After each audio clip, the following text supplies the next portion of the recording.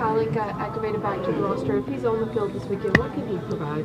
Who got activated? Kylan Hill. Oh, awesome. Did you not know that? No, I didn't know that. No, but thanks for telling me. I like Kylan. He's a good kid. It's been a long road to recovery for him, so happy he got a chance to get back. We saw AJ get banged up in the game. We need 2 running backs in this league. So we'll see. I don't know what kind of package. I'm sure they'll have him on teams. But he's a talented guy. He's made some good runs in practice. Looks like his leg's feeling good. I'm excited for the kid to get back on the field. Aaron, Devontae used to tell us he never got his hopes up around the trade deadline because he knew how this organization normally operates. Does that happen with you, and did you maybe get your hopes up a little this year just because of the stage of the career that you're at and how bad it seemed you guys needed a wide receiver? My hopes are always up in life. I'm an optimistic person, and obviously the compensation or whatever players that we were going after, it just didn't make sense. So I trust Brian, and we had some good conversations. Know that we were, in on some things, and it obviously just didn't pan out. So along those lines, Aaron, what are you thinking yesterday where the Vikings you're obviously chasing the Vikings, they made a move, the Eagles, who you're chasing, made a move, 5 days earlier. So what are you thinking when all these things are happening and you guys aren't? Well, with all due respect to those teams, we're chasing some other teams right now. We got to get back in the hunt.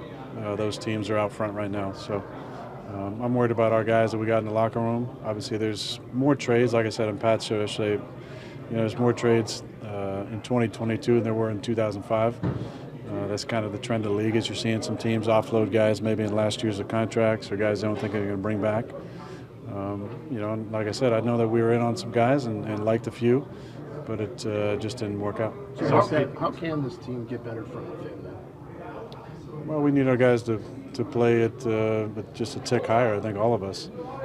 That's what we did in 2016. It wasn't like we really added anybody to the mix. Now, we did get Cookie back from some injuries.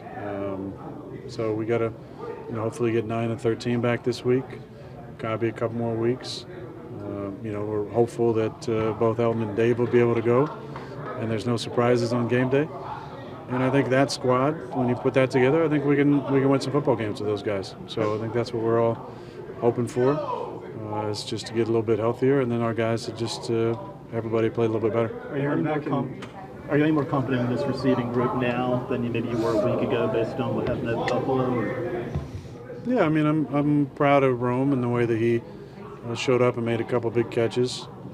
We just got to, make sure his confidence is where it needs to be. When he's a confident player, he makes hands catches. He's a really talented guy. I'm really proud of Samari with his second adjustment there on the touchdown. It's a fun moment for the kid, catch your first touchdown in the NFL. And then I thought, Eight did some nice things, nice release on the 2-man hole shot down the sideline. So we're going to need plays from those guys, regardless if we got our guys back or not. We need those guys to be able to go in and spell guys and make plays when the number's called. Aaron, back at the start of the offseason, you made it clear that you didn't want to be a part of a rebuild, and obviously with the extension, the decision was to maximize this window for all you can. Given where this team is, I know that Brian tried, but didn't a move need to be made yesterday to jumpstart and get this team in the second half the right way? Well, I mean, again, that's not my area of focus. So Brian didn't think that whatever was out there was worth whatever was required given up. So that just sends a message to us that we got to, play with the guys we got and win with the guys we got. And I think there's still a lot of confidence in the guys in the locker room. I do feel like we need to get healthy. When we're at our full strength, which we really haven't been this season, whether it's been Dave, not playing early in the season and Eld not playing early in the season. We haven't kind of had the 11 that we thought we were going to play with for extended time. So when we get those guys, I feel like, we got the team to get the job done. You mentioned the turnaround in 2016. Your turnaround, everyone's turnaround, your turnaround was remarkable the last 6 months of the regular season. What do you remember about that? Because it really seemed like it was just overnight and it carried through. I mean, sometimes you say things to try and get a reaction, get an energy adjustment, even if you're maybe not 100% certain that's going to happen. And there's timely moments for those things. I believed it was possible. Did I think it was going to happen? Maybe not 100%, but I knew it was possible, and I knew if we just started believing in each other in a different way that it was possible. And I think that's what just needs to happen with these guys is when we start expecting to win and not hoping to win, things can change a little bit. It just takes one game. It could be one quarter, one play that can alter the trajectory of a team, both positively and negatively, and hopefully we make that play, that quarter, that half, whatever it's going to be this week to put us in the right direction. What changes that to an expectation? Because the last two games you guys have had have kind of carried yourselves with an expectation to win. I mean, every game I take the field, I expect to win, so I'm not sure what you're talking about last couple games. But I meant last couple of years, you guys had that expectation to go out and win every game. What changes the hope to an expectation? Well, you got to learn how to win again. Every year, can't line up and say, oh, we won 13 the last 3 years, we're going to mow these guys down. It just doesn't happen in this league. The league is deep and margin of victory is very slim. So we got to play a little bit better and have a couple of those plays go our way, and hopefully we'll come out with a W. Does it feel a little like now or never against Detroit? Not really. I don't think it ever needs to feel like that. I mean, there's a little bit more urgency, I think, as the season gets into November. Obviously the weather's changing, which is usually in our favor. And if we can just get a couple of these, I think we could start to become that dangerous team that we believed at the beginning of the season we could be. Aaron, you said personnel is not your area of focus. This locker room, though, is. We've seen other teams, not even Packers teams, like when the Brewers trade Hader or whatever, where you guys are all human beings, and if things disappoint you, it impacts how guys play. What is your approach with these guys after the trade deadline, where you don't add anyone, to kind of make sure that there is that positivity and optimism and energy? Because I'm guessing there's a few guys in here that thought you needed to add somebody and you didn't. Well, we didn't subtract either. I think that's a really important point to make. So obviously the organization, the third floor, believes that we have the right guys in place to win. There's no tanking, there's no rebuild. This is the team that is expected to get the job done. So it's on us as players and also coaches to make sure that, we're doing everything we can to win football games. Go ahead. Are you satisfied they did make an effort, kind of effort you would have wanted to see? Was it a difference from previous trade deadlines? I mean, I'm not entirely sure what the overall difference was. I mean, I assume that Brian's always working the phones and in conversations about that kind of stuff. So I'm not sure how it is differently this year as compared to previous years. I'd have to kind of go back in the memory banks a little bit. Aaron, on Sunday you said you wanted to sit with it before saying too much after the Bills game. After you've had time to think about where this offense and this team sits, what are your thoughts on what you have here and whether you can get it pointed in the right direction in time to make a difference? Well, I think the key is health. We got to get our guys healthy. When we have our starting five out there up front, I feel like we have the guys in place to be able to block it up and take some shots downfield. If we don't, then we got to adjust some things and run the ball a little more effectively. That's what we, obviously we're trying to do was until the fourth quarter was, get the ball out of my hand really quickly, short throws, and then run the football. But in order to win, we're going to have to find ways to push the ball down the field. Going back to 16, were there any signs that were maybe invisible to us that you saw before the turnaround that was going to happen? And conversely, have you picked up on any signs, noticed anything that is giving you belief that that's going to happen again? Not really, to be honest. I think that was part of the anxiety around making a statement like that is trust. You have to trust even if you can't see a specific thing clearly that gives you that confidence to say that. Now the confidence for me comes from within, that I feel like that any time I can go on a run and have gone on runs of playing at a near perfection level. And I know when I'm playing well, I can raise the level of my teammates in the locker room. So I'm going to expect, to reach that level.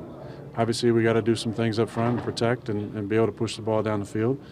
But it wasn't one specific thing that I saw. It was more just a feeling that we needed a little bit of a jolt and maybe take some pressure off of the rest of the guys, put it on me to play at a really elite level, and that we would all follow and start to believe. And you felt it. The guys started talking about how many we had in the bag and how many we had left to go, and it just kind of became contagious. Is that something that you feel like maybe needs to raise this year as well, then, to play? I mean, I'm always critical of myself, and I always feel like I can do things better.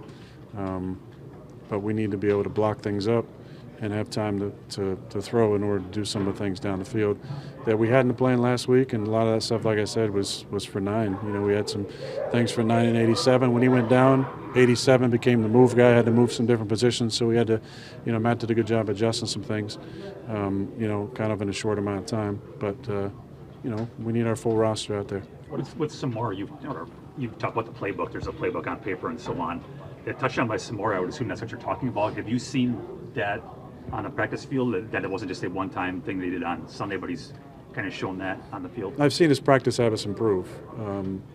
I nicknamed him Captain Casual in training camp as a way to maybe encourage him to start practicing with a little different type of tempo, practicing like a pro. And I don't think he really appreciated that nickname. I mean, who would? But it was, you know, it's gone from a nickname that was legitimate to more of a joke now, because his practice habits have really picked up, and I've been impressed with him. And, you know, I had a conversation with him about how I thought it was legitimate and needed to be a sure thing that he was suiting up by midseason and playing meaningful minutes for us, because I felt like his ability level is that. But I said, you know, you got to start practicing better. You know, you got to show it to us in practice. And I really feel like the last 3 weeks he's had really nice practices, you know, going on the look team with Jay and making a lot of plays. And then when he gets opportunities with the first team, not having a drop-off in production or approach. And so, you know, I give him a lot of credit for that. There's a real thing as a rookie wall that everybody hits, and maybe he hit it early in the season because he's been practicing the right way. You've talked about wanting the young guys especially, to sort of learn you and your tendencies, but to Bill's question, on that scramble drill touchdown, is that kind of what you're talking about? Like wanting to see more of from those? It's just, you know, it's leaving room for the reaction. You know, we got to get away from the robotic and into the feel, into the reactions, the instincts that kick in. And that was just a natural play by him. He's running a deep post. He sees me kind of move to my left, comes out of it, and makes a play for a touchdown. So we're going to need some of that. You know, obviously we like to play on time, but there's off-schedule plays need to be made, and we got to make the right reaction. And that was a great reaction by him. Aaron, how do the Lions look different? Do they look different under Dan Campbell than maybe they did in recent years? Well, I mean, I have a lot of history against him. I played against him, I don't know, 28 times, I think, 27 times probably. Seen him a lot of times, a lot of different guys over the years, a lot of battles with him, a lot of great trash talk.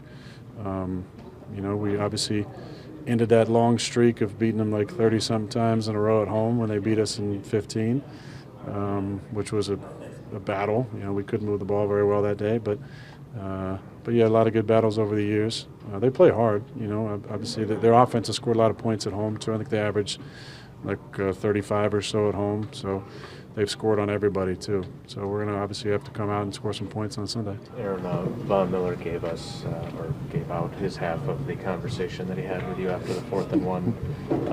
What was your half? What did you say to him when he asked you if you were ever going to throw the football?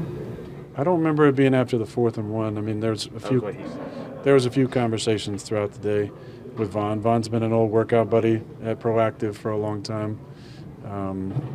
Got some great Von stories, but just like that conversation, I'm gonna keep those Von stories to myself. Is it? I think Matt would even admit that you ran the ball more than being balanced, but so many times this offense it's been less running the football to be balanced.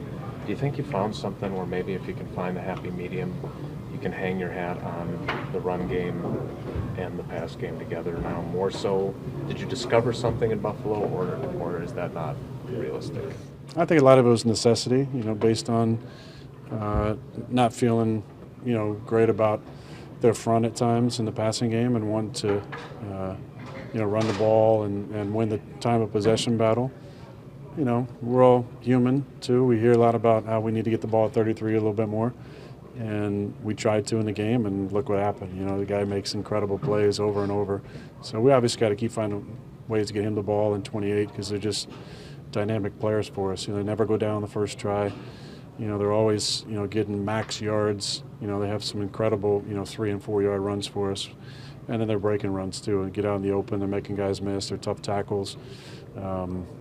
So we got to find ways to get them the ball, but we got to be balanced to win games. We rushed for 200 yards and lost by 2 scores. So a lot of positives, but we're trying to win football games. You said in training camp, Tom Cummins, he's your biggest critic. You always want to impress him every day. You're out there. What has he said about your performance as this year's gone on, and anything that stands out to you?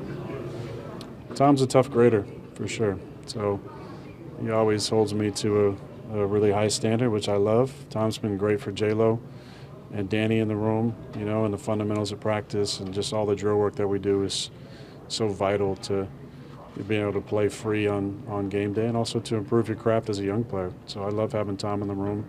We have some great conversations, and I appreciate just his steady hand, not just during the week but on game day. It's always been a pleasure playing for Tom. Aaron, I know that you hold yourself to the highest standard, and you said that your level of play can raise the level of guys around you. We've seen that time and time again in your career. Why do you think that hasn't happened yet this season? Well, we haven't had our full squad. I think that's part of it. A lot of guys been hurt.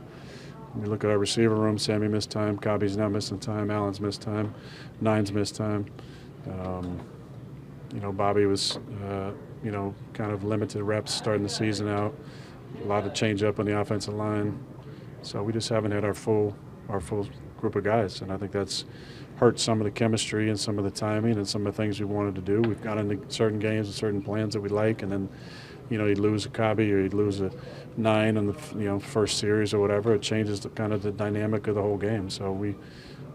In years past, we had, many guys who could play many positions. Those guys were all interchangeable. Everybody could play all 3 receiver spots. And this year we've kind of more focused on certain guys playing specific spots. So when you have an injury, it changes, some of the stuff you can do. So, we just haven't really been hitting on all cylinders because of some of that stuff. Aaron, Detroit's been averaging 38 points at home this year so far. Is this team capable of a shootout? Better be. You practiced today, which you hadn't been doing. Does that mean the thumb is better or getting better, or was that just a necessity thing, or you had that shrug? So I'm assuming it's not the first thing. Well, I heard it was going to be just a jog through, so I figured I might as well get down there and be around. I wish I could tell you I was feeling better, but it was more just a necessity of jog through and feel like my presence down there was kind of more important today than an hour of rehab. Aaron, your thoughts on Jordy Nelson and Josh Sitton going into the Packers Hall of Fame? That's 2 great players, 2 guys I love playing with. A lot of great stories about both of them. 2 guys that carried themselves the right way. City was a warrior up front, one of the smartest offensive linemen I've ever been around. His ability to kind of take the plan every Wednesday and then go to the walkthrough and be able to make adjustments on his own and make all the calls was just incredible. And a guy who played multiple positions for us over the years. I still remember a lot of things about him, but he never wore an undershirt underneath his jersey, so he'd take his pads off and have his bare belly out. But damn, he was a good player, man. He was a tough dude. And then Jordy, that's family right there. Just the time we spent together was amazing. We were carpool buddies for years to the airport, and then a lot of time after games together, getting to know Emily and the kids, and just a great dude, and a lot of great memories, including a couple in the Super Bowl that were pretty special. Aaron, you mentioned the positivity and the optimism you have. I was going back in the archives to a 05 story about Brett. And I think you were 3-11 at the time, and he was talking about how lost he felt because he had never been through that before. Obviously, that was your rookie year. Do you remember what he was going through there, and how do you make sure that you keep your positivity and optimism? Do you take any lessons from that experience watching him go through it? Well, I hope we don't get in that situation. I do remember that year very vividly, just like I remember most of them, but that was a tough year for everybody. Obviously, there were questions about whether or not he was going to keep playing at the end of the season. I think, to be sitting there 3-11 was obviously not ideal for us. There were some really tough moments in that season, ups and downs and frustrations, and I think you just have to be the guy that people can resonate off of. You have to be that centering stick for everybody. Positive, accountable, energy, enthusiasm, all the things you bring to practice. People are always watching you. They're always watching the head coach and the quarterback and the leaders of the football team. And sometimes it just takes one little crack for the whole thing to spill open. I feel like that year, earlier than 3-11, there were a lot of people looking at their off seasons. There were a lot of people checking out. And I'd never been a part of everything NFL, so I didn't know if that was normal or if that was different, but I don't really see this group the same way. I think this is a group that's won before, that knows how to win, and that, again, we haven't broke. There hasn't been people popping off or saying a bunch of things or pointing the finger in public or behind closed doors. So that gives me even more optimism that we have what it takes to get this thing turned around.